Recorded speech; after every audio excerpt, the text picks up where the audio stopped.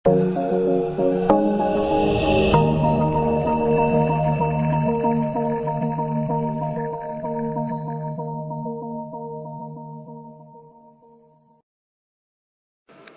ketemu lagi dengan saya di mata kuliah manajemen jaringan. Pada kesempatan ini kita akan mencoba memfilter di firewall pada sistem operasi mikrotik. Jadi saya menggunakan Winbox. Nah, kalau misalnya kita lihat di sini, ini ada beberapa list untuk game. Jadi ada cukup banyak game yang saya blokir. Nah, saya melakukan filtering ini menggunakan firewall pada menu RAW. Oke, saya akan coba menghapus semua counter untuk melihat pakai data yang masuk. Oke, kita lihat di sini semua game itu sudah mulai 0. Nah, kecuali game FF. Di sini kita lihat cepat sekali trafficnya.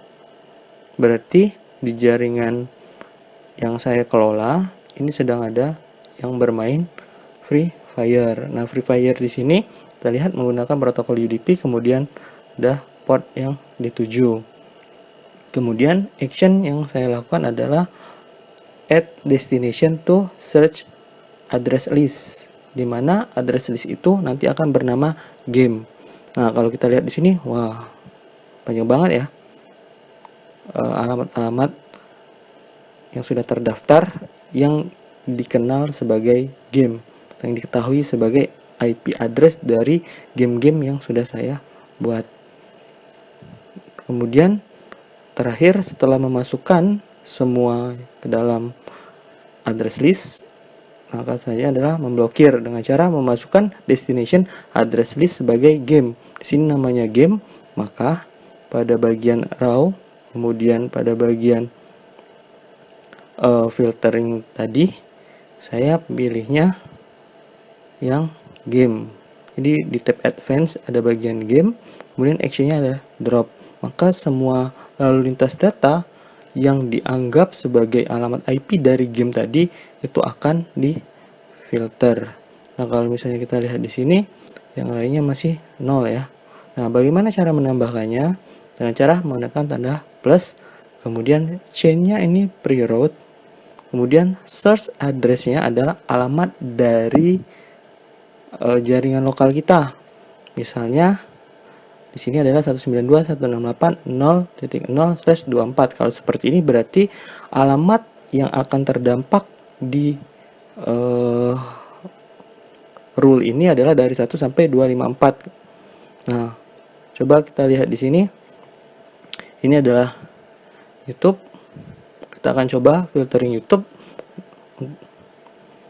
untuk semua IP address. Kemudian pada tab advance saya memanfaatkan TLC host. Saya ketikkan bintang 2 kali, kemudian saya masukkan YouTube. Oke. Nah,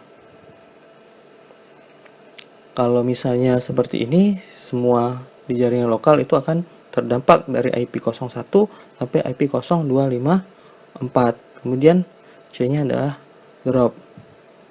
Oke, akan kita lihat YouTube-nya itu ada di paling bawah. Sekarang kita coba naikkan ke paling atas. Oke, ini kita buat lebih spesifik dulu ya.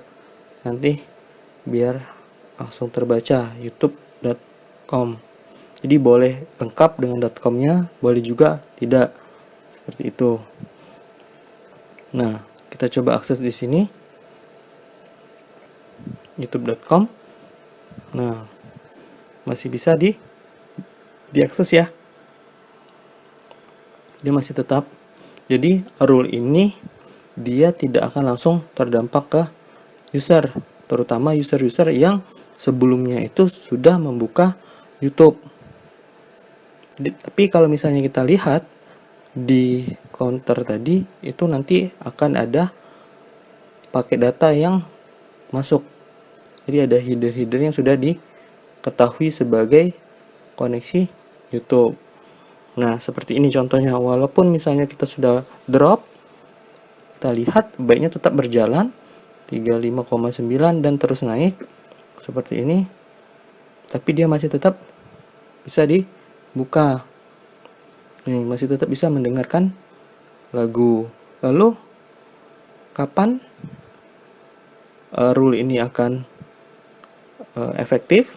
Itu saat ada koneksi baru. Bagaimana caranya? Dengan cara misalnya mematikan sistem operasi. Jadi laptop pengguna misalnya dimatikan keesokan harinya atau beberapa saat kemudian. Biasanya butuh waktu, dari pengalaman saya tidak bisa langsung ya. Nah, cara untuk mengetes supaya cepat bagaimana? Dengan cara menghapus history dan case dari browser tersebut. Oke. Sekarang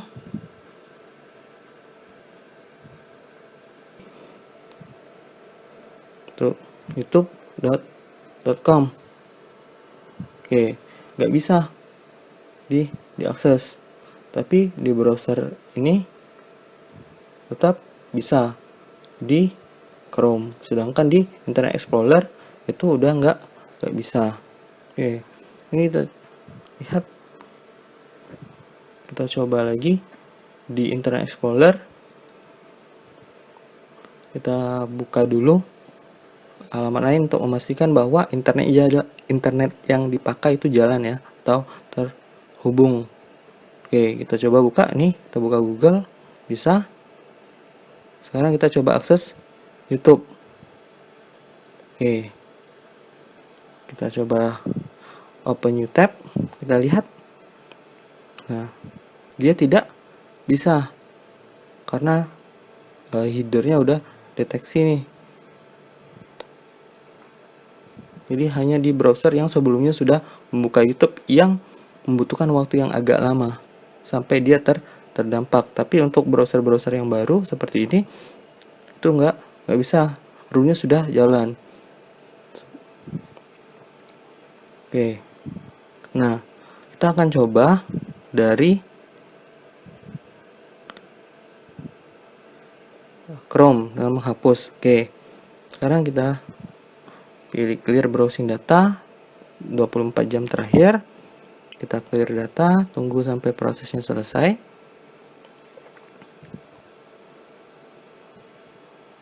Nah, setelah ini baru kita akan coba buka dari browser Chrome ini. Oke, kita lihat di sini YouTube-nya sudah mulai nggak bisa lagi dibuka karena dia membuka koneksi baru atau new. Oke, kita lihat tidak bisa diakses, connectionnya close, ditutup. Tapi kalau buka website yang tidak diblokir seperti Google, ya bisa. Nah, sekarang kita akan coba menonaktifkan chain ini dengan memilih tanda silang. Oke, udah nggak aktif. Nah, sekarang kita coba akses. Nah, yang tadinya terfilter langsung otomatis terbuka lagi. Kalau seandainya kita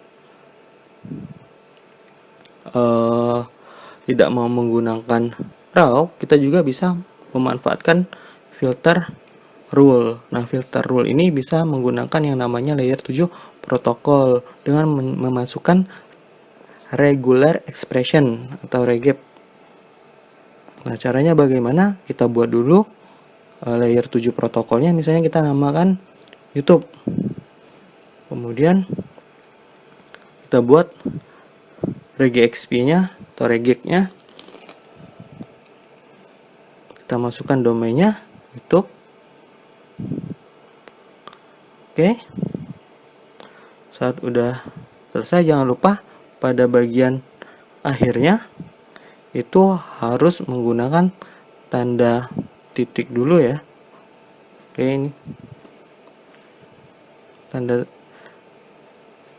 titik baru tanda bintang. Oke, saya rubah dulu.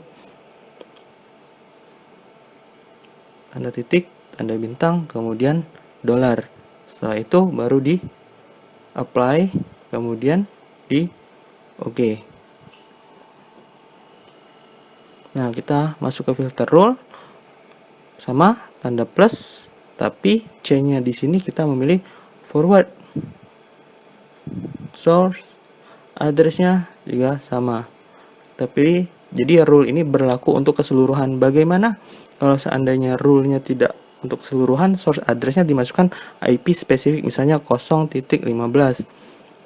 Kemudian kita pilih tab advance, pilih layer 7 protokolnya YouTube, action-nya drop. Kita apply, kita klik OK. Nah, kalau misalnya kita lihat di sini sudah mulai jalan juga nih byte sama pakai data yang masuk. Kita coba close, kemudian kita buka YouTube yang baru. Oke, kita klik YouTube. Di sini bisa seperti yang saya bilang tadi, tidak langsung akan terdampak. Jadi masih bisa dibuka. Walaupun misalnya kita buka tab baru, tetap bisa dibuka. Caranya bagaimana? Oke, untuk mempercepat sama kita bisa menghapus data dulu. Jadi dari history, clear browsing data.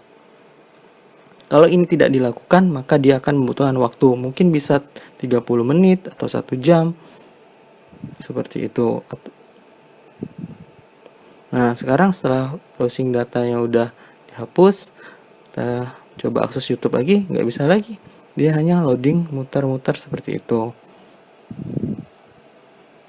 Oke, sama ya. Error connection-nya juga close.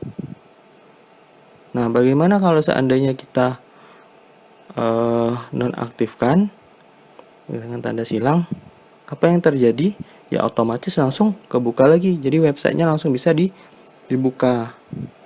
Nah, kalian sudah bisa langsung, atau pengguna yang ada di jaringan kalian ini bisa mengakses YouTube lagi. Tuh. Nah, biasanya saya menggunakan rule ini itu secara spesifik. Misalnya C-nya ini forward. Forward ini digunakan untuk proses dari klien di ketujuan. Kemudian source address ini ditujukan untuk sumber yang mengakses. Kalau tadi kan kita memasukkan 0/0, ya kalau mau spesifik misalnya mau ngeblok user A ini IP-nya 10.15 ya, masukkan di situ 10.15. Oke, jadi kalian bisa memilih mau melalui filter rule, memanfaatkan layer 7 atau dengan raw. Nah, lalu bagaimana implementasinya di Linux? Oke, silakan dilihat slide yang sudah saya buat di Classroom. Terima kasih atas perhatiannya, sampai jumpa.